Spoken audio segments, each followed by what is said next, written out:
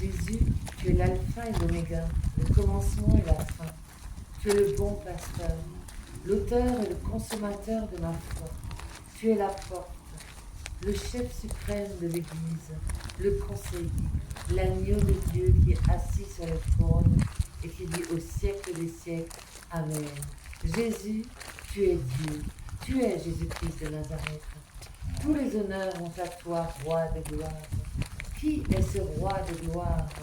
C'est Yeshua, fort et vaillant, puissant dans les batailles. Ta force est illimitée, tes connaissances sont infinies. Tu es omnipotent, omniprésent et omniscient.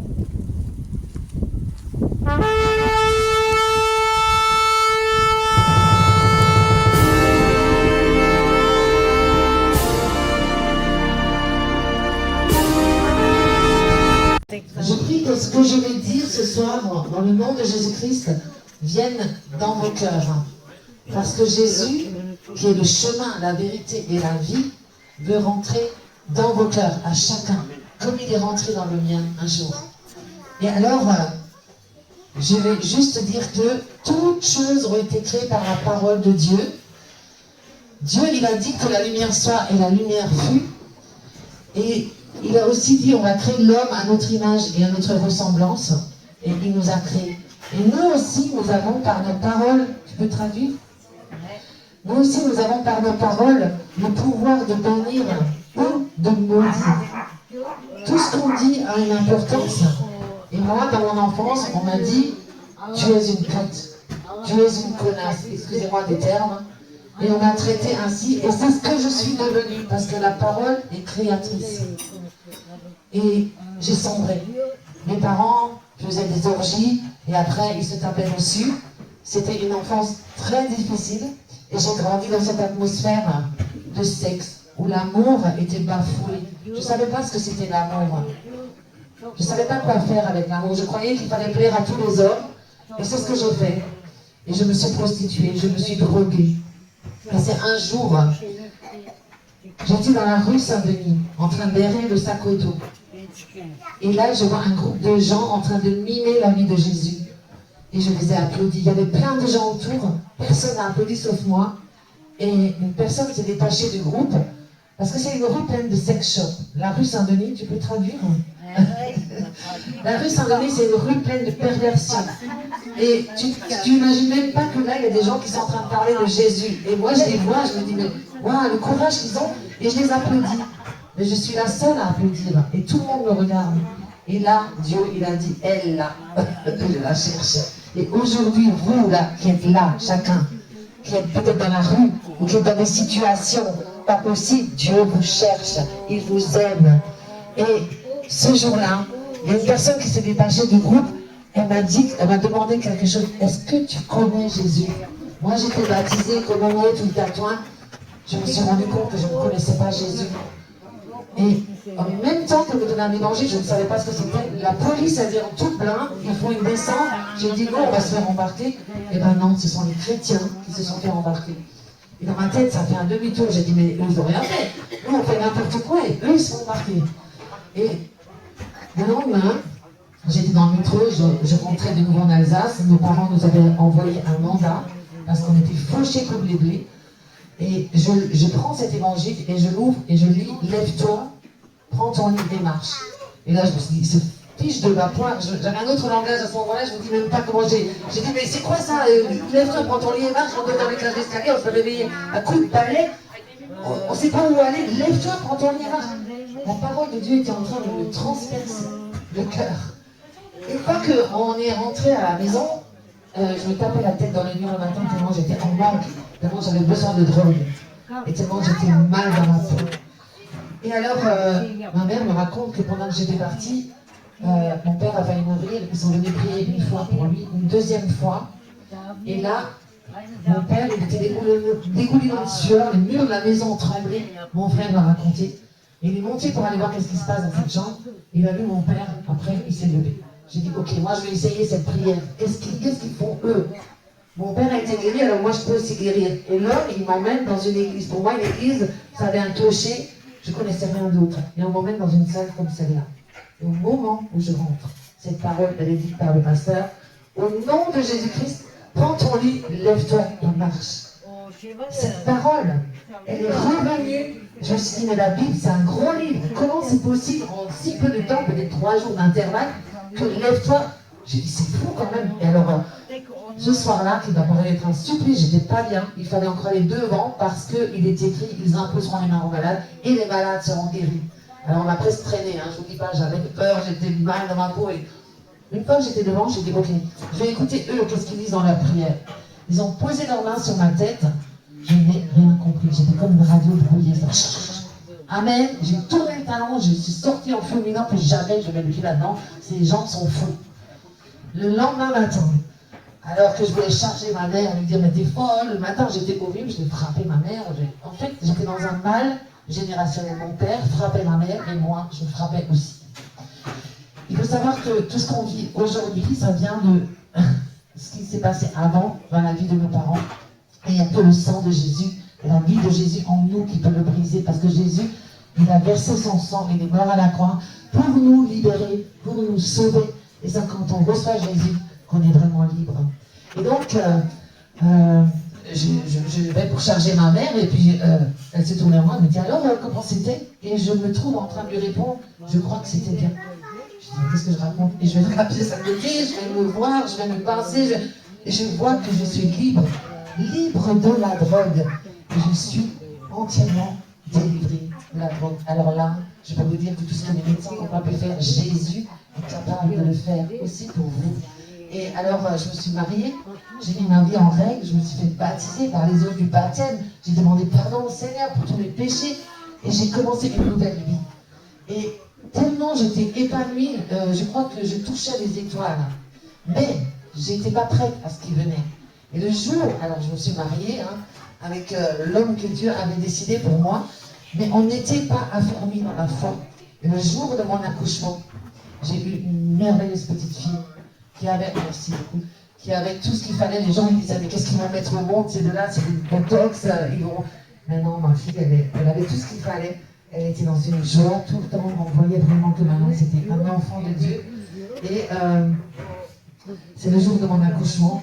Ce n'est pas mon mari qui est venu me rendre visite, c'est le diable lui-même. Mon mari avait rechuté.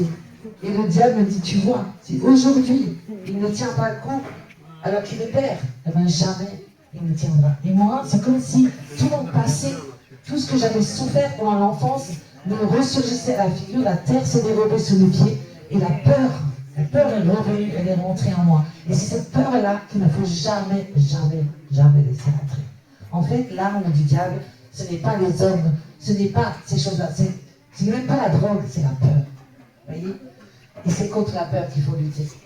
Et donc, au bout de 2 ans, on était divorcés, j'ai commencé à rechuter.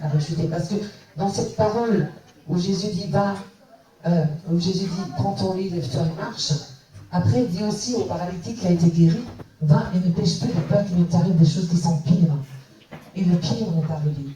Donc j'ai rechuté. J'étais vraiment dans un état, je ne peux pas vous dire. Je shootais 4 grammes de cocaïne par jour, j'étais morte. Et Dieu me donne un songe. Et je suis propulsée dans les étoiles. La lune se marie avec la terre. Enfin, c'est un truc de fou. Ce que j'ai vu là sur les étoiles, j'ai atterri sur 3 étoiles. À chaque fois, il y avait des chocs terribles sur ces étoiles. Et le lendemain, la première des réalités, c'est que j'étais tuméfiée de tous les côtés. Et là, une fois que j'étais sur ces étoiles, j'étais attendue, j'étais désirée, j'étais voulue.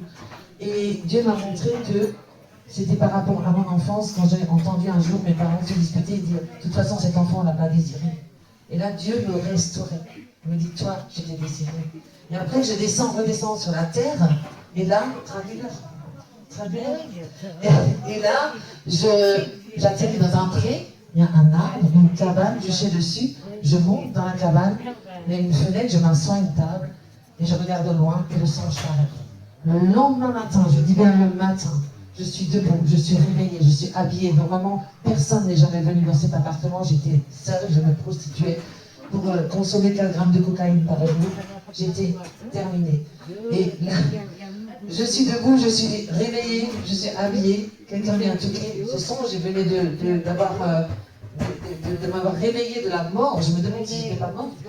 Et un homme vient me toquer et me dit, vous avez fait une demande de logement social, venez, je vais vous le faire visiter. Et moi, je suis habillée, je dis, ok, bon, on va. Il me présente un appartement, 2 pièces, avec une salle de bain, avec tout, quoi. J'ai dit, ça y est, et en fait, je commence à sortir de cet état de ténèbres, quoi. Et je commence à retrouver du travail dans le ménage, je vais dans une agence intérim. Alors, je shootais 4 grammes de cocaïne, il fallait que je prenne beaucoup de Subutex. J'ai pris 32 mg de Subutex, ça a été un long chemin. Mais Dieu, il me reprenait par la main, il me sortait de la mort.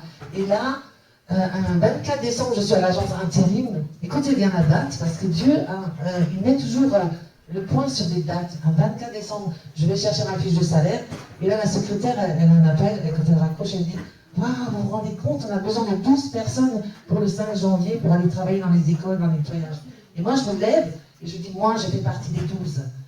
Et en fait, c'est cette position que le Seigneur, il aime quand on dit, voilà, je suis enfant de Dieu, je suis chrétienne. Moi, je ne me cache pas de Jésus. Et ça, Dieu, il aime et il approuve ça. Et bien, j'ai eu un travail, j'ai eu 2 travails et un 3e qui me donnait le statut de fonctionnaire. Pourquoi Dieu me donnait ce statut? Parce qu'il savait que j'avais besoin de beaucoup de soins.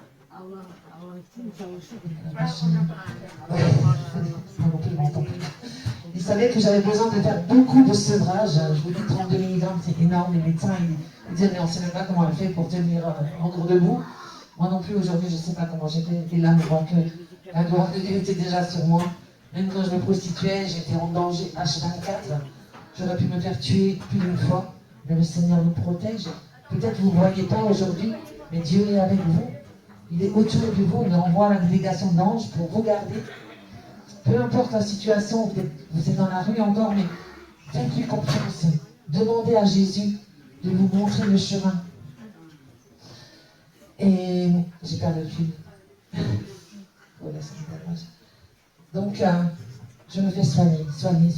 Et ce statut de fonctionnaire m'a permis d'aller à l'hôpital tant que j'en avais besoin, sans me faire virer, jusqu'à ce que je sois à 0 mg de Subutex. Et là, le diable est vraiment tapis à notre porte.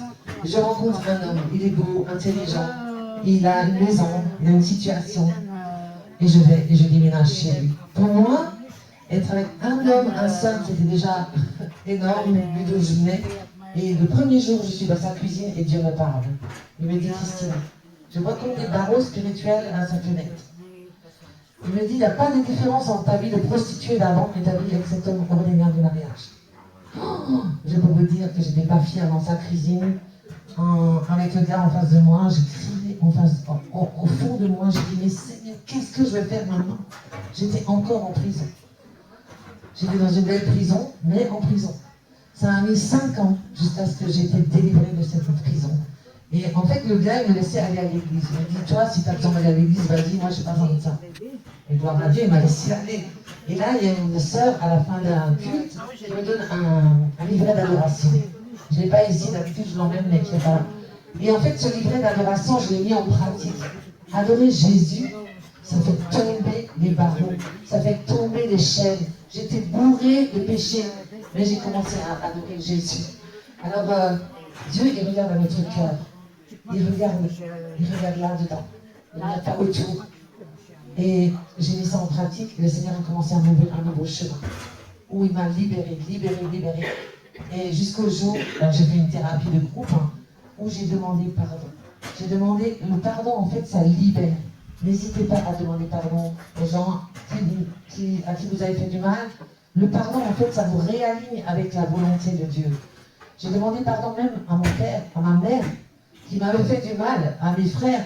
J'ai demandé pardon à ma fille, j'ai demandé pardon aux enfants avortés. Je les ai, j'ai fait un deuil des enfants avortés parce que l'avortement, c'est un meurtre. Et j'ai vraiment fait un processus de pardon. J'ai demandé pardon à Dieu. J'ai fait des lettres à chacun. J'ai fait une lettre à Dieu. J'étais 15 jours devant, sans pouvoir mettre un mot sur la feuille.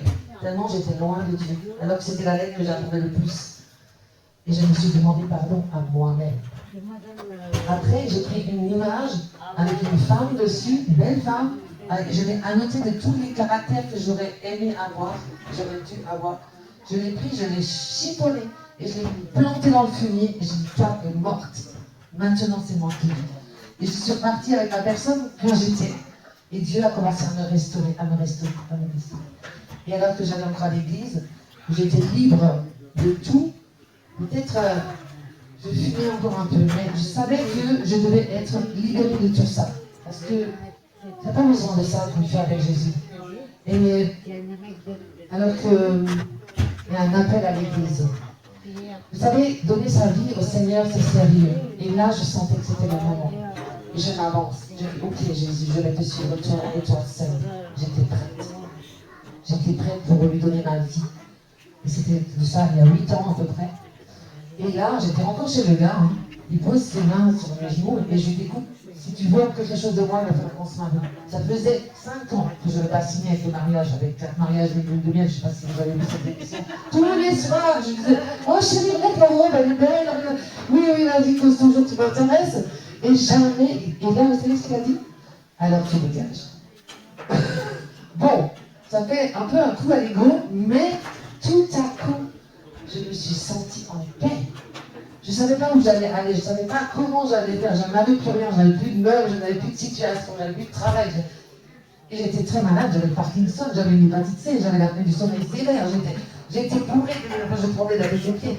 Mais une paix est venue sur moi parce que je m'étais positionnée pour Jésus. J'ai dit, je m'étais sur toi et toi seul. Et là, c'était le déclic. Et là, le Seigneur m'a ouvert ses bras. Il m'a ouvert le chemin. J'ai tout réappris. J'ai fait une formation de 22 mois. J'ai réappris à lire, à écrire. J'ai appris à écrire de la rue Saint-Denis à Jésus-Christ parce que cette histoire-là, en fait, au début, quand j'étais libre de la drogue, j'allais témoigner dans les églises, dans les évangélisations. Et du coup, un jour, le pasteur, quand je descends, parce que c'était tellement énorme d'être libre de la drogue, hein, et je descends de l'estrade, et le pasteur, il dit, vous vous rendez compte, dans la rue Saint-Denis, on rencontre Jésus-Christ. Et là, j'ai eu le titre du livre de la rue Saint-Denis à Jésus-Christ sera ton histoire. Ça faisait 35 ans, jusqu'au jour où j'ai obéi au Seigneur, et où Dieu a déclenché le plan Orsec pour que je me forme, pour que je réapprenne les choses. Et pour que je sois de nouveau vraiment en mesure de faire ce que le rêve de Dieu, Dieu a mis un rêve dans vos cœurs. Il veut vous bénir, et je suis sûre que vous avez tous des rêves. Il faut les amener à maturation, il faut les réaliser. Demandez à Dieu, et il le fera. Et moi, j'étais assurée que de la rue Saint-Denis derrière le jour, malgré tout ce que j'ai traversé, j'étais vraiment très en bas. Je peux vous dire que personne ne donnait un copec pour ma vie. J'étais fine. Même, de temps en temps, vous voyez dans le journal, mes parents ne me regardaient plus, ma fille ne me regardait plus, personne ne me regardait plus. Mais Dieu, lui, il me regardait. Alléluia. Il vous regarde, il vous aime. Et il va aussi le faire pour vous ce soir, je le proclame et je le déclare. J'ai commencé à vivre des délivrances.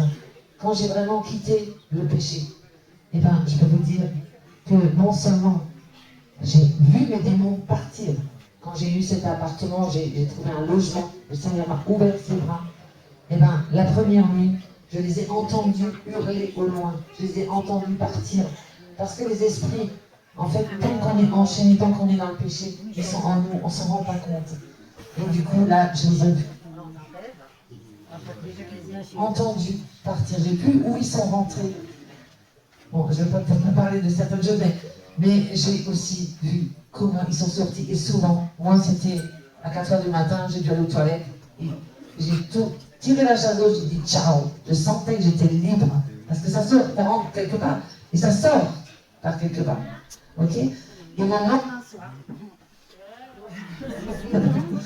lendemain soir, eh ben, j'étais baptisée de feu. Les langues de feu sont descendues sur moi et j'ai parlé en langue. Vous savez, quand vous commencez à parler de nouvelles langues, eh ben, c'est le Saint-Esprit qui vous baptise. Parce que quand vous acceptez Jésus dans votre vie, ce n'est plus... En fait, c'est son esprit qui vient vivre en vous. Parce que Jésus, il est mort, il est ressuscité, il est apparu aux disciples 40 jours. Et il leur a dit, il vous est avantageux que je m'en aille, je vais vous préparer une place auprès du Père. Mais je vous laisse le consolateur. Et quand vous acceptez Jésus dans votre vie, c'est le Saint-Esprit qui vient vivre en vous. Et vous devenez le temple du Saint-Esprit. Vous savez, l'Église, ce n'est pas un bâtiment fait de main d'homme, c'est vous. C'est vous. Et c'est là que le Saint-Esprit veut faire sa demeure. Si vous n'avez pas encore donné votre vie au Seigneur, faites pas. C'est la plus belle chose que j'ai pu faire. Depuis, je suis une femme, sûrement une des plus heureuses de la terre. Et j'en jouis. Je jouis de la vie. Ok, je vais continuer son micro. S'il vous plaît. Alléluia. Donc, de toute façon, c'est presque fini. Enfin. Grâce à Dieu, merci de m'avoir écouté parce que vraiment, ce que je vous conseille, et je vous encourage à tous, c'est de donner votre vie à Jésus. Parce que si vous confessez Jésus comme votre Seigneur et Sauveur et que vous croyez dans votre cœur qu'il est mort et ressuscité pour vous, alors vous êtes sauvés. C'est la parole de Dieu qui le dit. Et la parole de Dieu. Oui et amen. Et être sauvé, c'est tout d'un coup, comme si vos yeux s'ouvrent. Vous êtes stable sur la terre. Vous savez pourquoi vous êtes là. Vous savez d'où vous venez et vous savez où vous allez. Parce que l'éternité, ça existe. Soit en haut, soit en bas. Vaut mieux être en haut. Et là, on se retrouvera tous ensemble et on se réjouira éternellement. Éternellement. Jésus vous aime. Alléluia. Merci.